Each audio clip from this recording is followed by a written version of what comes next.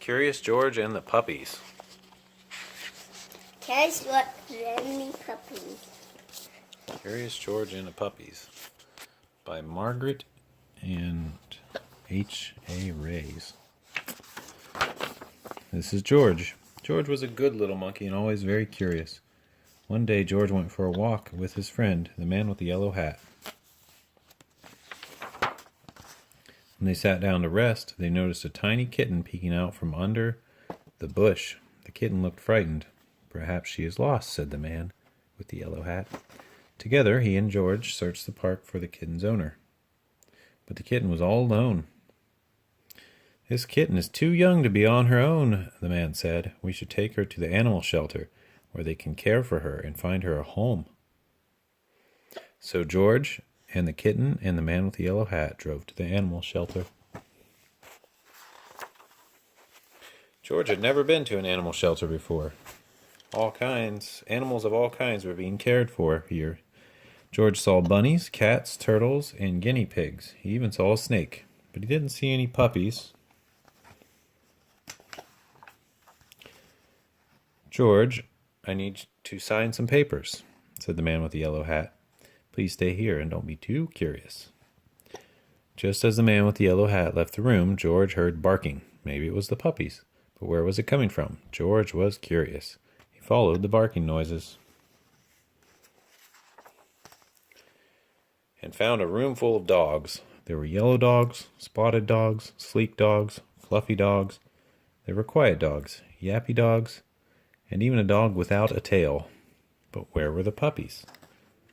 Then George saw a little wagging tail, then another, and another. Once George saw the puppies, he could not take his eyes off them. He had to pet one. Here was a puppy. The puppy liked George. George wanted to hold the puppy. Slowly he opened the door. But before George could even reach the puppy, the mother dog pushed the door open and was off like a shot. George tried to close the door after her, but the puppies were too fast. There was nothing George could do. Puppies were everywhere. Puppies hid under the desk. Puppies barked at bunnies. One puppy played with a telephone cord, and another climbed on top of a cage to watch the others get into mischief. Soon all the puppies were barking. The cats were meowing. The bunnies rustled into the corner of their cage.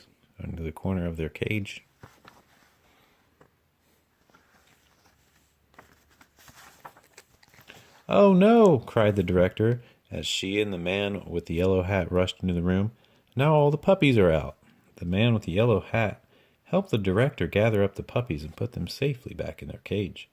Soon all the animals settled down and were quiet.